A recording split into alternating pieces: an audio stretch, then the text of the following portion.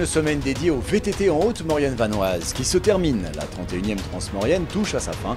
Une libération pour certains, une ultime journée pour se faire plaisir pour beaucoup. Ce n'est qu'un au revoir qui se fera du côté du col du Mont-Cenis et ses lacs. Une séquence chautriale, un passage du Tour de France et une soirée conviviale à souhait. Voilà ce que vous allez découvrir.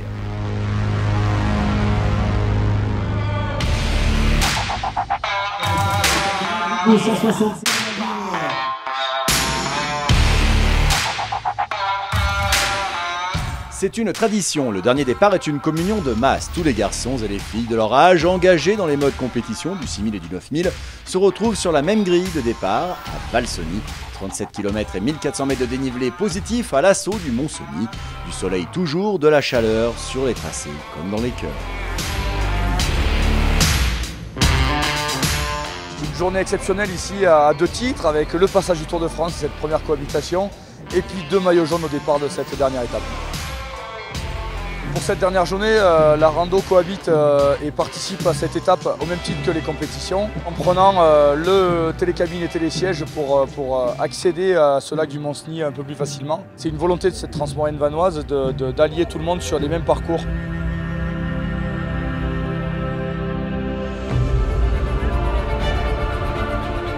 La veille, Arnold Jansson n'avait plus de frein arrière et avait dû ralentir la cadence. Aujourd'hui, c'est plein gaz. Johan Schönwall et Flukiger, un des 2 maillots jaunes, sont distancés mais pas largués. Sven Harle est en revanche en mauvaise posture.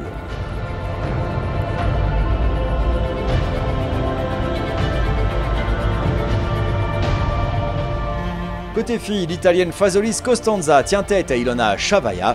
Large meneuse au général, la française Anaïs Grimaud est 3e.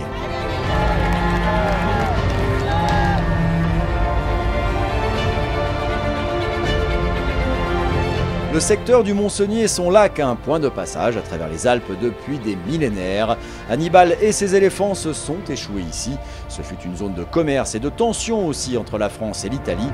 C'est au ras de la frontière italienne que la Transmaurienne vanoise vous emmène.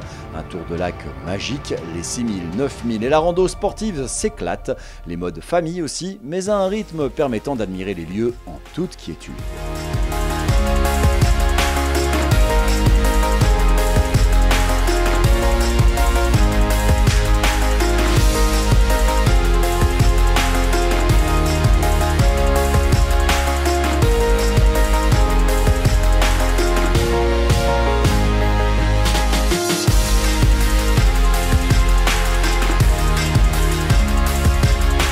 Après un tour du lac à haute vitesse, en tête homme, Jansson a 5 minutes d'avance sur Johan Schönwall le français, sur Lucas Flukiger, premier au général et virtuel vainqueur de cette édition 2019.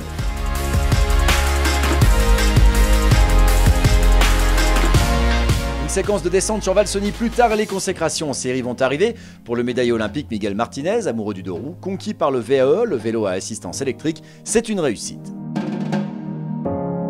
Arnold Jansson emporte cette 5e étape devant Johan Schönwall et Lucas Flukiger. C'est le Suisse qui emporte le général au terme d'une édition à rebondissement.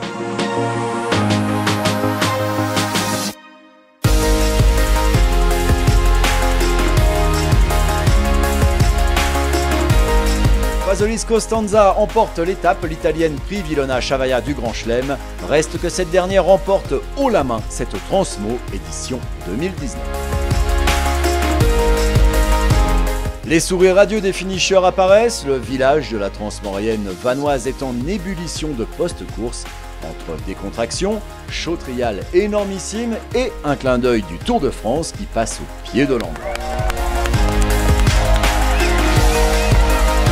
Rendez-vous désormais en 2020 pour une nouvelle édition toujours plus folle de la Transmaurienne vanoise.